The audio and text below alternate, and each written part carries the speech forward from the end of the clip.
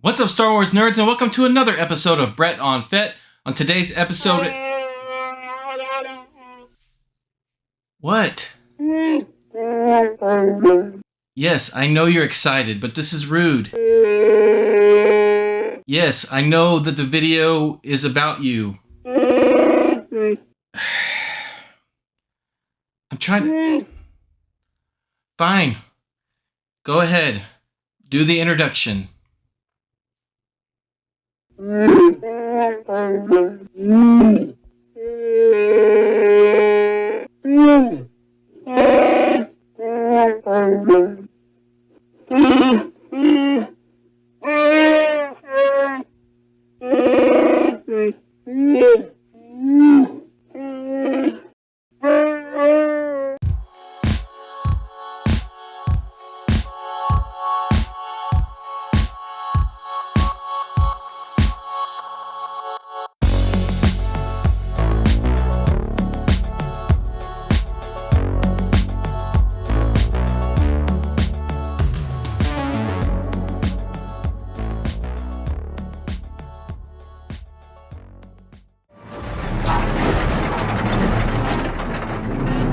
Stay back.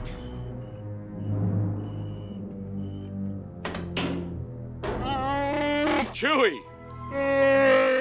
Welcome back to the channel. This is episode 54 of Brett on Fett, and the ATST, or All-Terrain Scout Transport, also sometimes affectionately known as the Chicken Walker, is up there with some of the most iconic and unique vehicles in all of Star Wars. And since its debut in the Kenner toy line following Return of the Jedi, it has also been a very popular toy amongst kids and adult collectors alike. Now, me personally, the only ATST I have owned is the Hoth one put out under the Shadows of the Dark Side line, which I bought to go with a Hoth battle diorama I had a long time ago at my previous residence. Well, way back in November of 2022, Hasbro announced a brand new ATST for the Vintage Collection, made specifically for the Battle of Endor in Return of the Jedi. And so despite its very high price of $89.99, I still went ahead and pre-ordered it because I wanted a new Endor ATST. My previous one, like I said, was a Hoth battle one, so it was all white, and my son destroyed it when he was little anyways. So I was in need of a good new ATST, so I went ahead and pre-ordered it. So for this video, I wanted to do an in-depth review of the ATST as well as the Chewbacca figure that comes with it, to let you guys know how I feel about it and if I think it's worth getting. So let's take a look at the new ATST and Chewbacca. Alright, so we'll start off by looking at the packaging. Very nice box. You got a nice image of the ATST and Chewie on the front. You've got the 40th logo in the top left corner. You've got the Starburst logo with the figure included and an image of what's included in the box in the bottom left corner.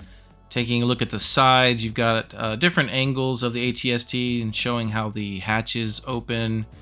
The back of the box is the same as the front, and the left side is identical to the right. On the top, you do have an alternate image, great image there of Chewie coming out of the ATST. Bottom is just some words, and you do have the plastic-free packaging label. I would have preferred the images on the sides of the box not be identical, similar to how the speeder bike had different pictures on each side. But who am I kidding? We're opening this thing, so it really doesn't matter. So that being said, let's get this bad boy open.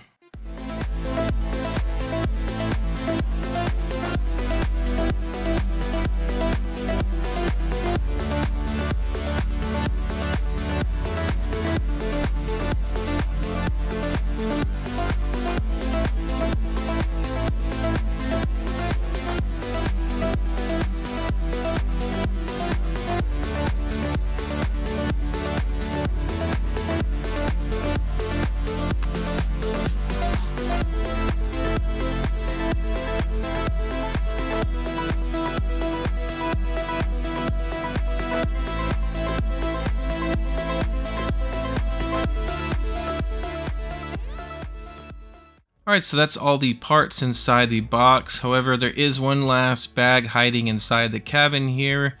that contains a important piece that is the connection between the head and the body. So let's go ahead and try to assemble this thing. The wider end of this connection snaps into the body there. Let's grab a leg. Now right off the bat, I noticed that the joints on the leg are very tight, so that's good. Now I just got to plug it into this hip piece, if you will, which is already connected to the body. Got to angle this correctly. Snap it on there.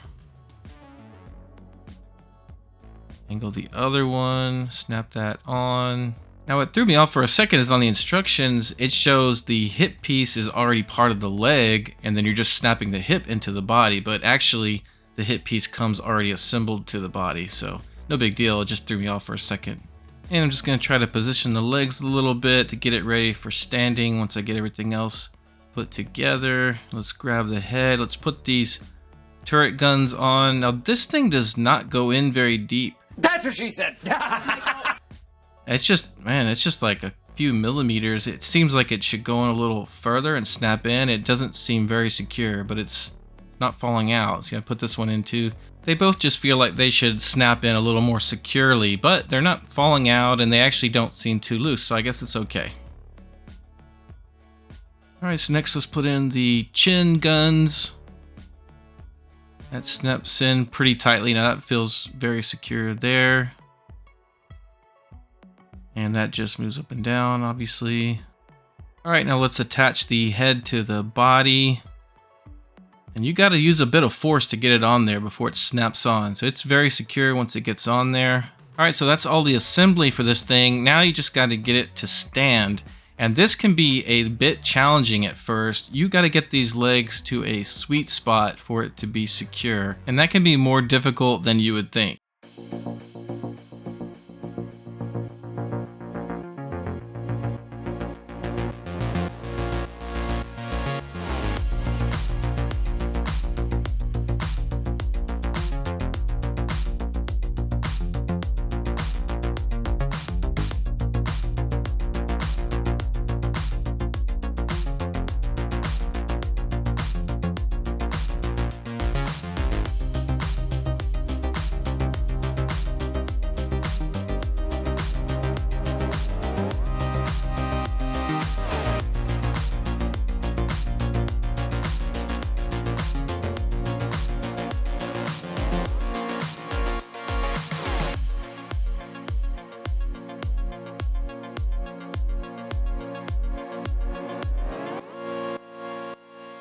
Alright, so after all of that trial and error, I finally got the legs in that sweet spot to make this thing stand. It's just kind of funny how just the slightest angle can make all the difference with these legs. But once you get it there, it does feel very secure. So now that we got this thing standing, let's go ahead and take a look at the deco on this thing. That's probably my favorite part about this new ATST is the weathering deco. Each panel, each side has its own unique weathering. I love the rusty water stains running down the sides. The gray, dirty look of all the parts looks really good. And the feet look good. The muddy feet, they're not completely, solid brown like previous versions of the ATST we've gotten before. And so it looks more like a splattered on look. So that looks really good. And let's take a look at all the articulation points. So you've got that hatch that opens up independently. And then you got the main hatch for accessing the figures. And taking a look inside the compartment, actually, you've got some nice detailing in there. You got some decals and stuff going on. It's a little bit nicer than I expected, to be honest. So that's good. Then, of course, you got your side turrets we talked about earlier that rotate. And then you got your window blinds, I guess you call them, that can open up and close. Now the head articulation is extremely tight. You gotta put some elbow grease into this thing to make it turn. And when it does, it just clicks into different angled positions. It's not a smooth swivel, if you will, which is what I would have preferred. And of course the chin guns go up and down. And that's about it, because I would not recommend articulating the legs. Once you get it to stand, I would just leave the legs alone. I've seen photos where they've got it in different positions, and yeah, if you want to try to play around with it to make that work, have at it. But my recommendation is once you find a good position where it's stable, just leave the legs alone. And here's what it looks like with the Chewbacca sticking in it, but I went ahead and ordered 2 ATST drivers. I got these off of walmart.com, hence the damage. And I believe the prices were marked down from the original retail price, and at the time of making this video, they were still in stock. This is the first time I've gotten this figure loose. I'm not sure if this TVC version is different from the one that came out in the Legacy Collection or not. So let's go ahead and try to get him in the cabin and see how well they fit. Let's get Chewie out of there. Open up the main hatch. You will have to, of course, articulate the figures a little bit to get them in there properly. You're going to want to bend their elbows and get their knees slightly bent. And there you go. Looking good with the 2 ATST drivers inside. And here's a look at the ATST with one of the drivers standing out of the hatch, looking pretty cool.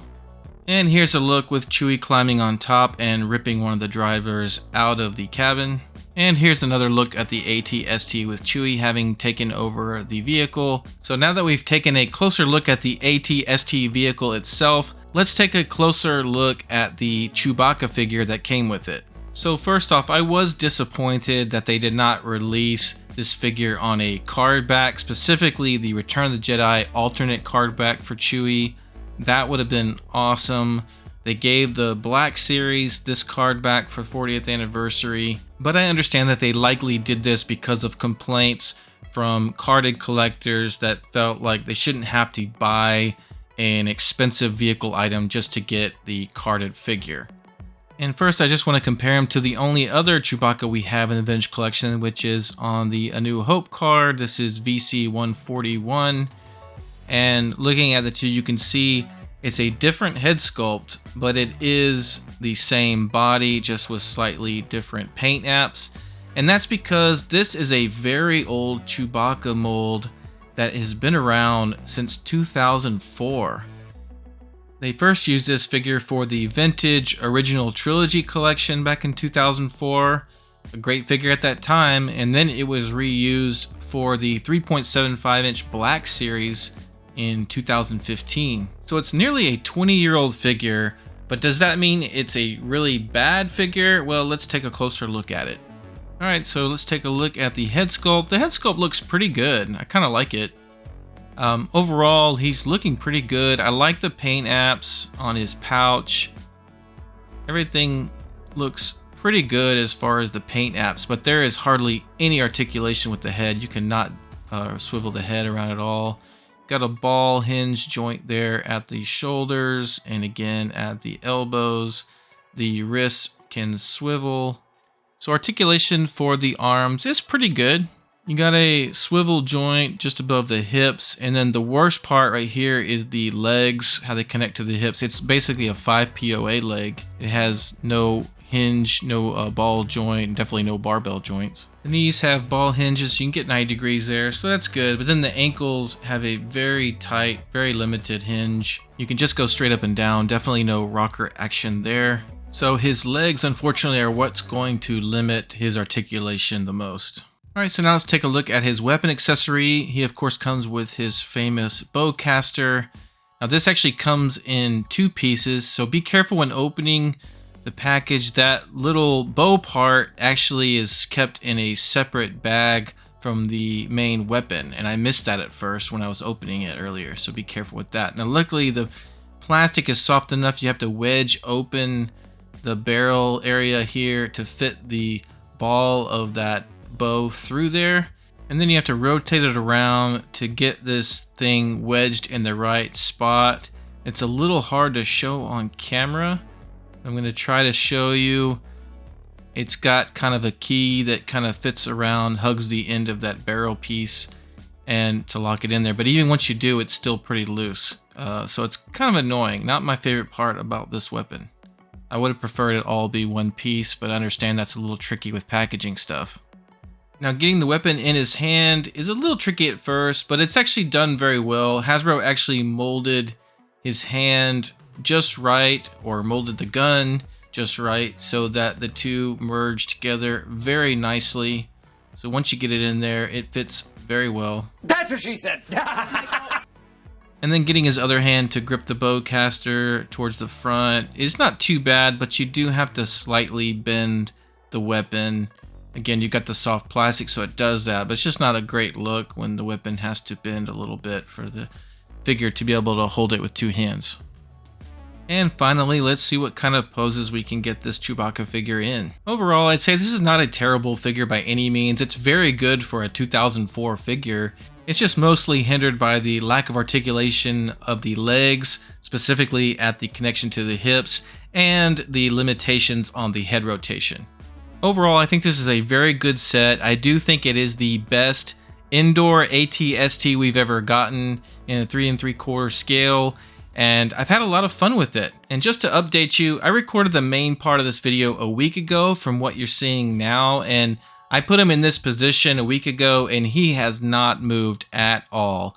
I've messed with him, I've put ewoks on him, and the legs have never wobbled, he's never fallen down. So I don't think stability is an issue once you get him in the right position. So that's going to do it for this episode of Brett on Fett. And before we go, I just want to remind you guys that I'm getting closer to 500 subscribers for my channel. And once I hit that 500th subscriber, I will be doing another awesome giveaway. Look for my next episode where I will preview what prizes will be available for that one. Thanks so much for watching. Thank you to my subscribers. Don't forget you can also follow me on Instagram and on Twitter. Take care, and we'll see you next time.